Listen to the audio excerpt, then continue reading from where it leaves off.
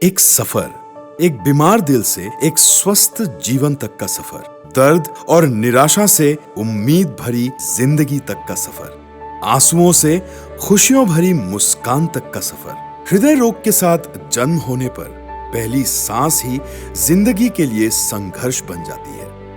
ऐसे ही हृदय रोगियों के दुख को अपने स्वयं के हृदय में अनुभव कर असम के मानव प्रेमी नेता डॉक्टर हिमंत बिश्व शर्मा ने उनके जीवन में रोशनी लाने के लिए एक संकल्प लिया और उसी से प्रारंभ हुई मानव प्रेम और भावनाओं की एक स्वर्णिम यात्रा। मोर बाबे परम सौभाग्यर कथा जे আজি আমি प्राय 13,000তকৈও অধিক শিশুক এই ৰোগৰ চিকিৎসা কৰিব পাৰিছো আৰু নেদেখাজনৰ আশীৰ্বাদত আজি তেওঁলোক এজন সুন্দৰ সুঠাম যুৱকলৈ ৰূপান্তৰ হৈছে।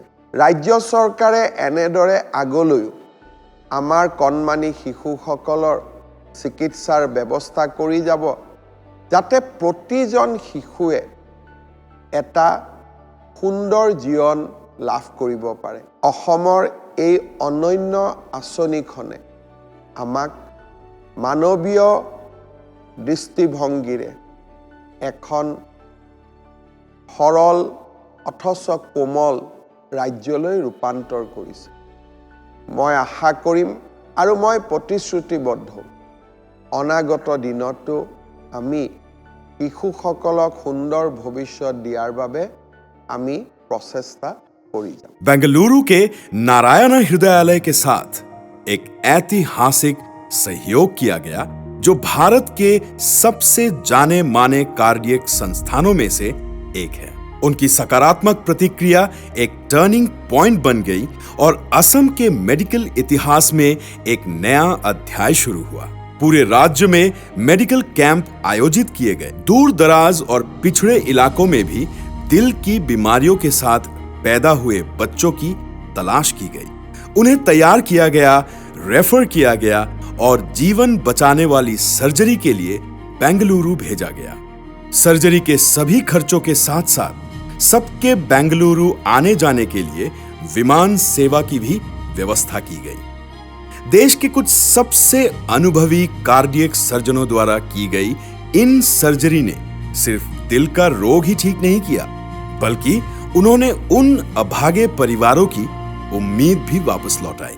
15 years ago, something dramatic happened in the country. Mr. Hemant Biswa Sharma, who was then the health minister of Assam, decided to visit our hospital and discuss with us on how to help these children. And this is how Assam Children's Heart Surgery Program started. He re-established the dignity in the poor people undergoing heart treatment. The outcome is truly dramatic. I wish the model he started and perfected is reproduced in many other states. And they have truly championed the cause of children with the heart disease. आज तक 13,000 से ज्यादा CHD मरीजों की सफल surgery हुई है। समय के साथ लाभार्थियों की ऊपरी आयु सीमा बढ़ाई गई और कार्यक्रम की जिम्मेदारी अटल अमृत अभियान सोसाइटी को सौंपी गई। इस पहल का असर जन्मजात हृदय रोग तक ही सीमित नहीं रहा बल्कि कई और गंभीर बीमारियों के इलाज के लिए भी असम सरकार ने कदम आगे बढ़ाए हैं। स्नेह स्पर्श योजना के जरिए लिवर ट्रांसप्लांट, किडनी ट्रांसप्लांट और बोन मैरो ट्रांसप्लांट आदि के लिए भी सरकार ने सहायता के हाथ आगे बढ़ाए हैं। मिशन स्माइल के जरिए कटे होंठ और तालू के साथ पैदा हुए बच्चों को मुफ्त करेक्टिव सर्जरी मिली है। उन चेहरों पर मुस्कान वापस लौटी है जो कभी दर्द से भरे थे।